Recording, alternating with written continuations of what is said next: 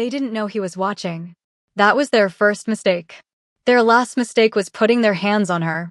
3 men walked into a cafe on a Tuesday afternoon looking for someone to make small. They found a pregnant black woman sitting alone, reading a book, minding her business. They saw an easy target. They saw someone they could humiliate without consequence. They saw someone nobody was going to protect. They were wrong about every single thing. Because in a corner booth, so still he could have been carved from stone, sat the man who owned half the city's underworld. The man whose name made boardrooms go quiet and back alleys go cold. The man who had built an empire on silence and taken it apart with a single phone call. He watched them approach his wife. He watched them crowd her table. He watched one of them grab her wrist. And he didn't move. Not yet.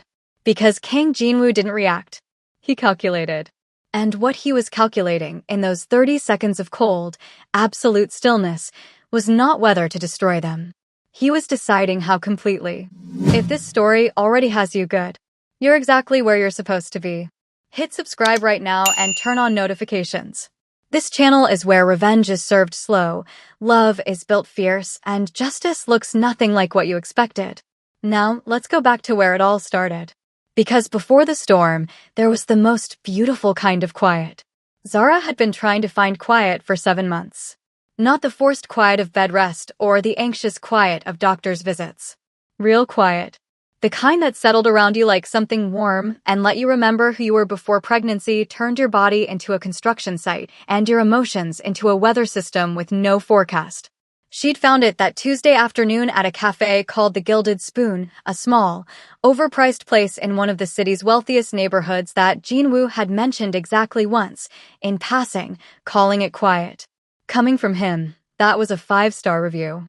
She arrived at noon, settled into a marble-top table by the window, ordered a latte she'd been craving for 3 days, and opened the novel she'd been 2 chapters into for 6 weeks. One hand rested on her belly. 7 months. 29 weeks and 4 days, to be precise, because she counted now. She counted everything. The kicks. The hours of sleep.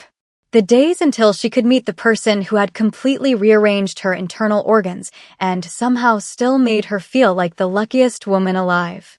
Jinwoo didn't know she was here. She'd slipped out while he was in a meeting, leaving a note on the kitchen counter, cafe. Book. Latte. Don't send anyone. She'd underlined the last part twice. He had, naturally, sent someone anyway. Park Jin-ho was seated 3 tables behind her in civilian clothes, pretending to read a newspaper, doing a mediocre job of it. She had decided not to acknowledge him. Plausible deniability was the foundation of a happy marriage to Kang Jinwoo. The cafe was warm and smelled like cinnamon and roasted coffee. The afternoon light came through the window at exactly the right angle. Her latte arrived with a small leaf pattern in the foam. For 45 minutes, Zara existed in a state of perfect, uncomplicated peace. Then the door opened. She heard them before she saw them. That particular brand of loud that wasn't accidental, the kind of noise that was a statement, that announced arrival like a flag being planted. 3 young men filed in wearing suits that cost real money and fit badly, the way clothes did when people bought them to signal wealth rather than because they actually knew what they liked. The one in front had a weak jaw and eyes that moved around a room looking for something to feed on. He found her inside of 4 seconds. Zara felt it. That particular prickle, the assessment, the categorization, the decision made in half a second about what she was and what she deserved. She'd felt it her whole life.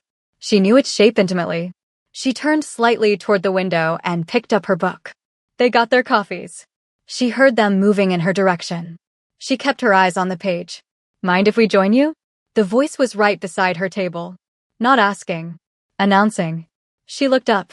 The weak-jawed one, Kevin, she would later learn, though in this moment he was simply the problem, stood with his 2 companions fanned out beside him, 3 grown men crowding a table built for 2, wearing the particular expression of people who expected the world to rearrange itself for them.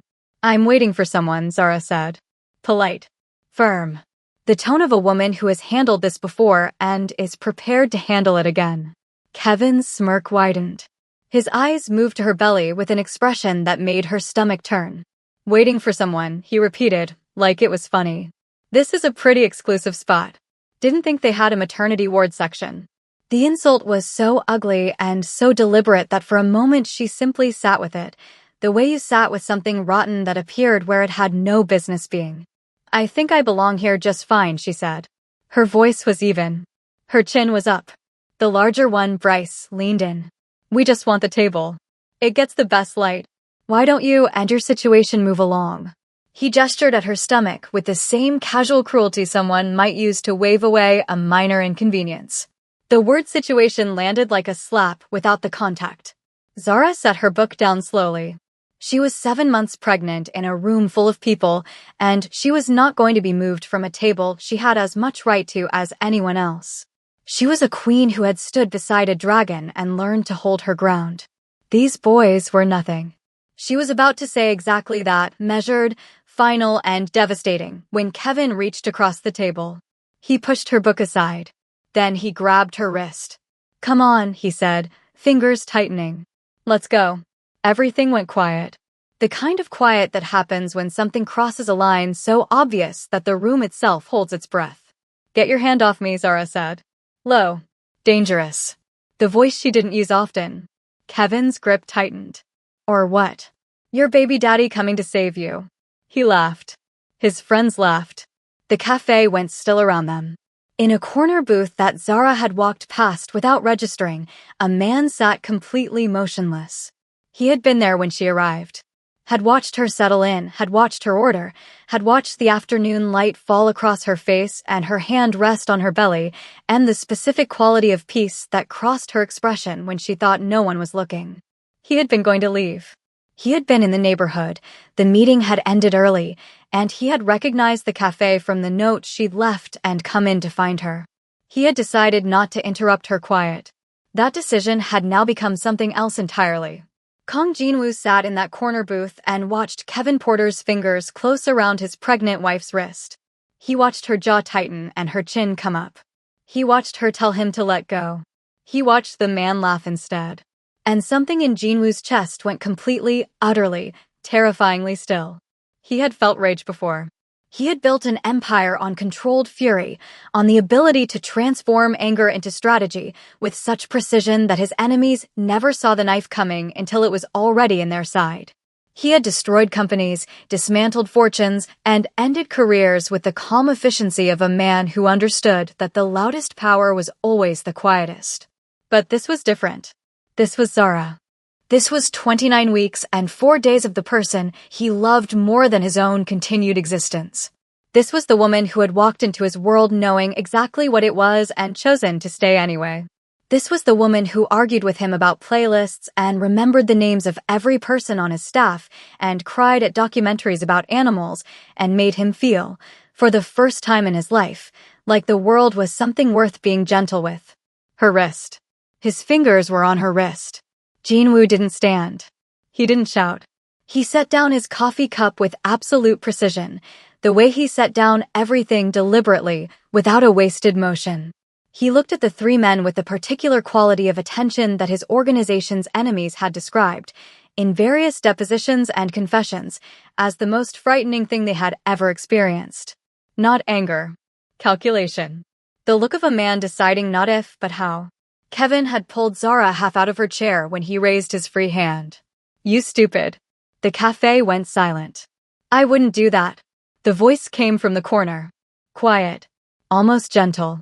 The kind of voice that didn't need volume because it carried something else entirely, the absolute certainty of a man who had never once in his life issued an empty warning. Jinwoo was standing. Nobody had seen him rise.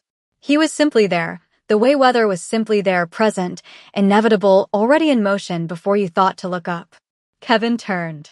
He saw a Korean man in an impeccable dark suit. Not large. Not visibly armed. Just standing there with his hands loose at his sides and his face completely, disturbingly calm. Who are you? Kevin said. His voice had lost some of its confidence without him seeming to notice. Jinwoo didn't answer. His eyes had moved to Zara. A single look that contained everything. Are you all right? I see you. I'm here. I'm sorry it took me 4 seconds. She gave the smallest nod she had. The tension in her shoulders shifted. Then he looked at Kevin. You have made a mistake, Jinwoo said. Conversational. Pleasant, almost. I want you to understand that clearly before we continue. Not a misunderstanding. Not a moment you'll be able to explain away or buy your way out of. A mistake. The permanent kind. Bryce puffed up. Yeah? You and what army? The corner of Jinwoo's mouth moved. Not a smile. The shadow of one. The kind of expression that people who knew him well recognized as the last warning before there were no more warnings. You'll find out, he said softly. He crossed the cafe in 7 steps, unhurried, measured, and placed himself between Zara and the 3 men. He took her hand, his thumb moving once across the redness on her wrist where Kevin's grip had been. He felt her hand squeeze his. He helped her to her feet.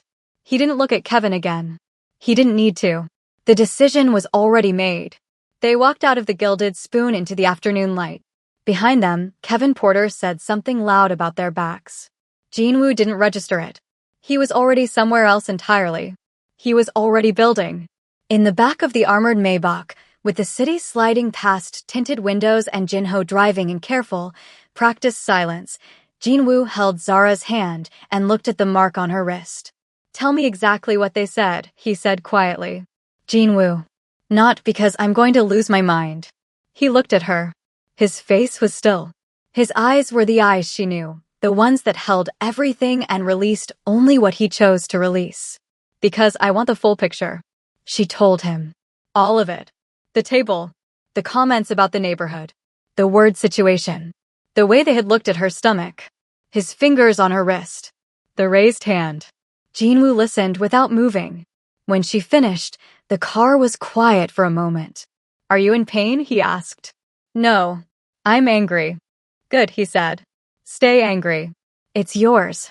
He lifted her hand and pressed his mouth to the inside of her wrist, just above the redness, with a deliberateness that was entirely him, nothing accidental, nothing careless. A statement. I am going to handle this. Jinwoo. They're just. They put their hands on you, he said. Quiet. Final. That sentence doesn't have a just in it. He made one phone call. One. Mr. Park. His voice was the voice he used for business, precise, stripped of everything personal. 3 men. The Gilded Spoon Cafe, 40 minutes ago. Kevin, Bryce, Chad, I'll have Jinho send you the images from the cafe's exterior cameras. I want their full picture. Assets. Family. Debts. Pressure points. Every door open to them. Every floor they're standing on. He paused. 1 hour. He hung up. Zara watched him from across the car. This was the part of loving Kang Jinwoo that she had made peace with a long time ago. The line between the man who kissed her wrist and the man who dismantled worlds was not a line at all. It was the same man. The same precise, deliberate, absolute attention turned in different directions. She had learned not to fear it. She had learned, if she was being honest with herself in the quiet moments, that she trusted it. She trusted him. How bad? She asked. He looked at her. As bad as they made it, he said simply. They went to Phoenix Tower. Not to their apartment on the 43rd floor where the nursery was half finished and the crib they'd spent 3 hours arguing about stood assembled in the corner. They went down to the level below the lobby, accessed by a keycard that less than 7 people in the city possessed. The war room. Black walls, obsidian table, a bank of screens that covered one entire wall. This was the room where the legitimate face of Jinwoo's empire ended and the real thing began. Zara had been in this room twice before. She sat in the chair he pulled out for her and watched him become, in the space of a single doorway, something slightly different from the man in the cafe. Not colder. More focused. A lens sharpened to a single point. Mr. Park arrived in 43 minutes. He was a compact man in his 50s with a forgettable face that concealed a mind like a surgical instrument. He laid out what he had found on the main screen with the calm efficiency of someone reading a weather report.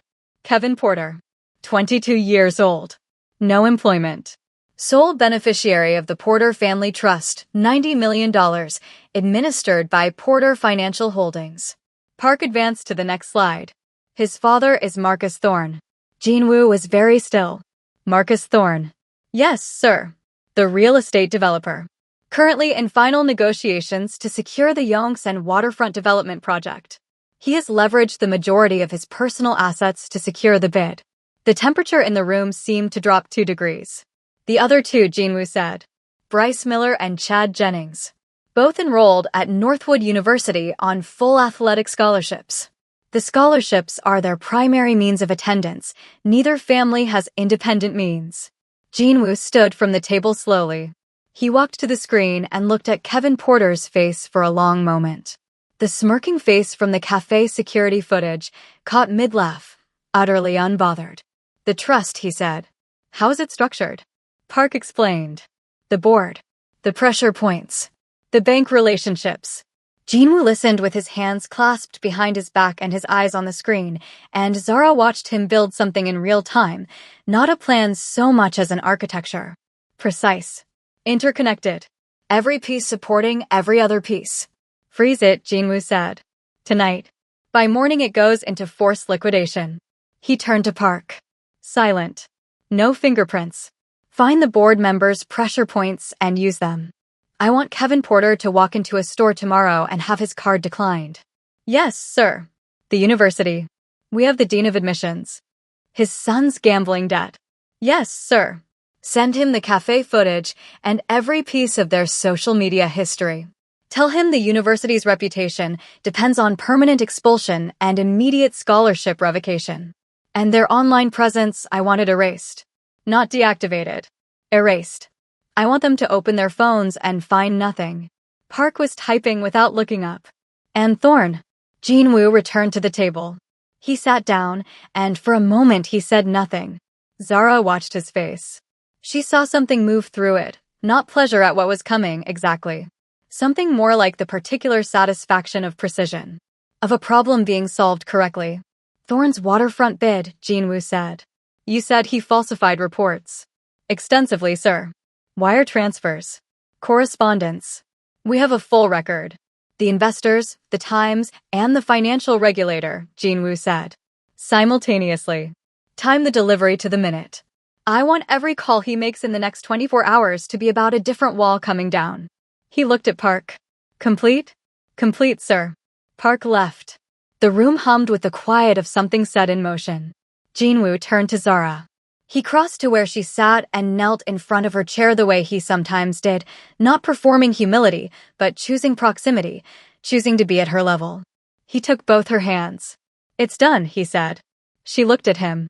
What exactly is done? Their future, he said. The version they imagined for themselves. He paused. Kevin Porter will wake up tomorrow with nothing he didn't earn. Which means nothing. Bryce and Miller will spend the rest of their lives working jobs they used to snare at. And Marcus Thorne, his jaw tightened slightly. Marcus Thorne will spend the foreseeable future explaining himself to people with subpoenas. Jinwoo. Her voice was quiet. They were just. Zara. He said her name the way he always said it, like it was something he had decided mattered more than most things. They grabbed your wrist. They raised a hand at you. They called our child a situation. His thumb moved across her knuckles. There is no version of this world where that costs them nothing. Not while I'm in it. She looked at him for a long time. At the face she had memorized the jaw, the eyes that were calculating and devastating and entirely hers in the same moment. She thought about what it meant to be loved by a man like this. The weight of it. The strange, complicated, absolute safety of it. Don't kill anyone, she said finally. I wasn't going to. Say it like you mean it. The corner of his mouth moved. The real one, the one that was only for her. I wasn't going to kill anyone, Zara. Good. She leaned forward and pressed her forehead against his. Because this baby needs a father who is not in prison. He closed his eyes. His hand moved to her stomach, careful, deliberate, the way he touched everything that mattered to him. The baby kicked. He felt it. She watched his entire face change, the way it always did, every wall, every layer, every carefully maintained surface gone. Just a man with his hand on his wife's stomach and his eyes closed and something on his face that had no name except maybe the look of someone who understood, finally, what they were fighting for. If this story is doing something to you right now, and I know it is, hit that like button. Right now. It takes 2 seconds, and it means everything to this channel. And subscribe if you haven't. Drop a comment below. What would you have done in Zara's place? Would you have stayed in that cafe or walked out? Tell me. I read every single one. The first domino fell the following morning at 9:47 a.m. Kevin Porter was at a boutique in Cheongdam-dong, selecting a jacket he didn't need with money he hadn't earned, when his card was declined. He stared at the machine. Tried again. Declined. He pulled out a second card. Declined. A third. The sales associate maintained professional neutrality with the practiced grace of someone who had seen this before, but never quite with this level of entitlement on the other side of the counter. Kevin stepped away and called his father. Dad, something's wrong with my cards. It's probably a fraud alert, Marcus Thorne said, distracted. He was in a meeting. Call the bank. Kevin called the bank. The automated system informed him that the Porter Family Trust had been frozen pending investigation. He was transferred to a representative who read from a script he clearly hadn't seen before. There was a review. An inquiry. Certain irregularities in the trust's investment structure. The timeline for resolution was unclear. Kevin Porter sat down on a bench outside the boutique and stared at his phone. For the first time in his 22 years of life, he had no idea what came next. In Northwood University's athletic facility, Bryce Miller was in the middle of a Wednesday morning practice when Coach Holloway blew the whistle and called him off the field. Chad was called next. They walked to the sidelines still in their cleats, breathing hard, expecting a tactical conversation. What they got was the Dean of Student Affairs, standing with a folder and the particular expression of a man who needed this conversation to be over quickly. Their scholarships had been revoked. Effective immediately.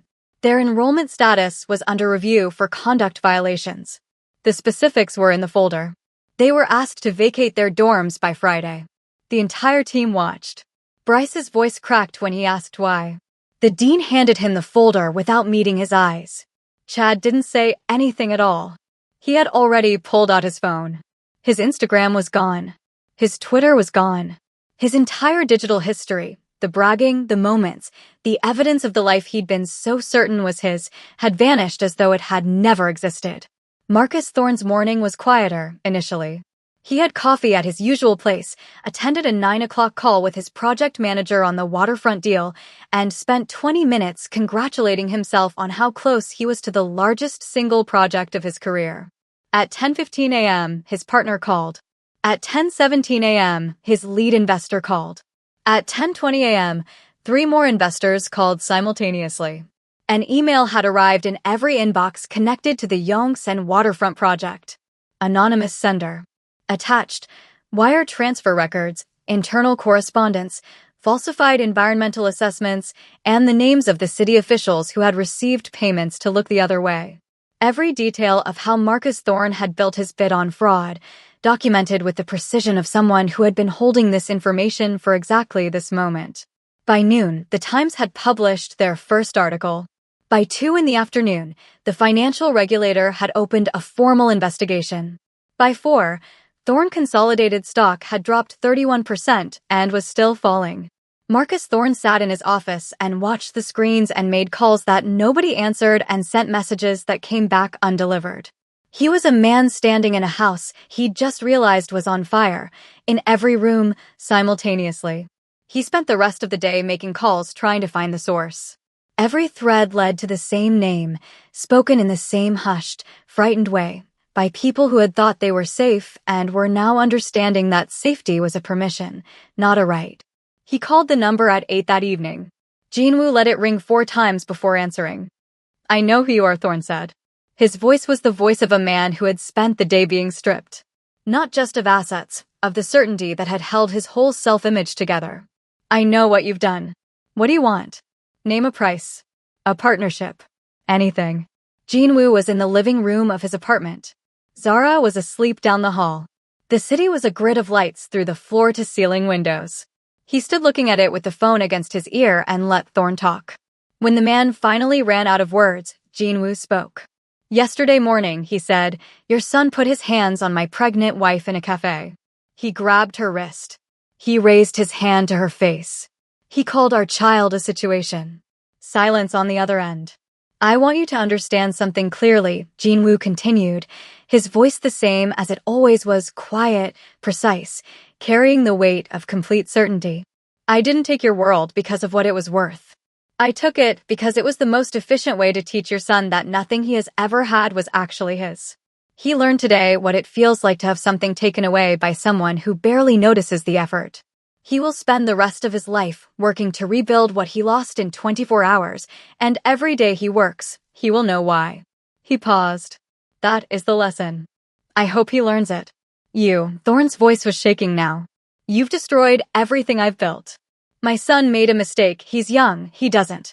Your son is 22 years old, Jinwoo said. He is not young. He has simply never once experienced a consequence. His voice remained level. You gave him that. Everything he did in that cafe, the certainty that he could do it, the expectation that there would be no cost, you gave him all of that. So yes, I took what you built. Because what you built produced what I watched reach for my wife's face. The line was quiet for a long moment. There is one more thing, Jinwoo said. Thorne waited, breathing audibly. The regulator's investigation into your waterfront dealings will proceed without interference from me. The people you defrauded deserve their money back. The officials you bribed will face consequences of their own. I will not protect you from any of it. A pause. And inside whatever correctional facility receives you, you will find that the people around you are aware of who I am, and they are aware of what you did. I want you to think about that every morning when you wake up. He ended the call. He stood at the window for another minute. Then he walked down the hall. Zara had kicked off the blanket, which she did every night without fail, and he pulled it back over her with the careful precision of a man doing the most important thing he would do all day. He sat on the edge of the bed in the dark. She stirred. Is it done? For now, he said. She opened her eyes and looked at him. In the dark, with the city lights coming through the curtains, she could see his face, the face that the underworld feared and she loved. Both things completely true and completely compatible. She reached up and touched his jaw. Come to bed, she said. He lay down beside her, her back against his chest, his arm around her and their child, her hand over his. The city went on outside, recalibrating quietly around the lesson it had been taught, filing it away the way cities filed away the things they knew better than to say out loud. Jinwoo lay in the dark and listened to Zara breathe and felt the small, precise movements of the person they had made together. And the thing that had been cold and still and calculating inside him since the moment he watched a stranger's hand close around her wrist finally, slowly released. 3 days later, he came home to find Zara standing in the nursery with her hands on her hips and an expression on her face that he had learned, in 2 years of marriage, meant a conversation was already in progress whether he was ready for it or not. The crib is crooked, she said. He looked at the crib. It's level. The left side is lower. It's identical on both sides. Jinwoo. The left side. He looked at the crib for a longer moment. I'll check it. I already checked it. It's crooked. He looked at her. At the way she was standing, chin up, one hand still on the crib railing, 7 months and 4 days of pregnancy making her look simultaneously more powerful and more exhausted than anyone he had ever known. He walked over and checked the crib. It's level, he said. It is not level. Zara. Don't say my name like that. Like what? Like you're trying to end a business meeting. He looked at her for a moment.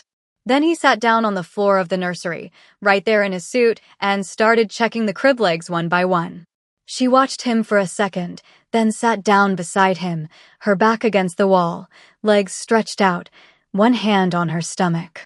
They sat like that for a while. I keep thinking about what she looked like, Zara said quietly. He didn't ask who. The barista. She watched the whole thing happen and didn't say a word. She paused. I'm not angry at her. I understand why. But I keep seeing her face. Jinwoo said nothing. He knew when she was talking to him and when she was talking through something. This was both. I don't want our daughter to grow up thinking she has to be quiet about it, Zara said. I don't want her to think that's just the way things are. That you manage it and move on and don't make a fuss. She looked at her stomach. I want her to know it's not normal. That she doesn't have to absorb it. Jinwoo set down the crib leg he was holding and looked at his wife. She'll know, he said. How? Because her mother will tell her. He looked at Zara. And because she will grow up watching her mother refuse to absorb anything that shouldn't be hers to carry. Zara was quiet. Then she leaned her head against his shoulder. He put his arm around her. The nursery was half finished around them, the crib that may or may not have been level, the mobile still in its box, the soft rug from a shop in Insadong that Zara had insisted on, and he had carried 6 blocks in the rain without complaint. Jinwoo, she said. Yes. The left leg is definitely lower. He exhaled. I'll get the level. She smiled into his shoulder. He pressed his mouth to the top of her head. Outside, the city moved through its afternoon, entirely unaware that in a half-finished nursery in a tower on its northern edge, the most feared man in its underworld was sitting on the floor checking furniture leg by leg for his wife. Some things, he had learned, were worth more than the empire. Most things when Zara was in the room. 2 weeks later, everything changed. It started with a phone call Jinwoo wasn't supposed to receive, from a number he didn't recognize, routed through 3 relays that suggested someone who knew how to move without being tracked. He answered it at 6 a.m., standing in the kitchen before Zara was awake, coffee in hand, watching the first light come through the windows. The voice on the other end was male. Korean. Careful in the way of someone who had rehearsed what they were going to say and was still afraid of saying it. Mr. Kong. I'm going to tell you something because I have a daughter too. And because what I know is going to happen is something I can't have on my conscience. Jinwoo set down his coffee cup. Talk, he said. What he heard in the next 4 minutes changed the temperature of the morning. What he heard confirmed something he had felt for the past week, a subtle wrongness in the organization's edges, a pattern in the intelligence reports that didn't align, a name appearing in 2 places it shouldn't. He had been watching it. He had not yet decided what it meant. Now he knew what it meant. He stood in the kitchen after the call ended and looked at the city for a long moment. Behind him, down the hall, he could hear the soft sounds of Zara beginning to wake up. The particular sequence of movements he had memorized without meaning to, the way she shifted in the sheets, the small sound she made, the pause before she sat up. He had 2 weeks until the baby came. Possibly less. And somewhere inside the organization he had built from nothing, something had gone wrong in a way that was moving toward him. Toward them. He picked up his phone and called Park. Get me everything on Director Lim, he said quietly. And do it before 8. Before anyone knows you're looking. Sir, Park said. And then, after a pause, is it serious? Jinwoo looked at the hallway. At the closed door at the end of it. At the world behind that door that was 29 weeks and 4 days old and entirely unaware of what was happening in a kitchen 50 feet away. Yes, he said. Get me everything. He heard Zara's feet hit the floor. He heard her say his name, still half asleep, the way she said it in the mornings, without armor, without anything in it except him. He hung up and turned toward the hallway. He would protect this. Whatever it took. Whatever came next. He always did. Part 2 is coming. And what's waiting on the other side of that phone call is going to change everything you think you know about Kong Jinwoo. Subscribe right now. Hit the bell. Drop a comment. Who do you think Director Lim is, and how deep does this go? Because I promise you, you are not ready for what's coming.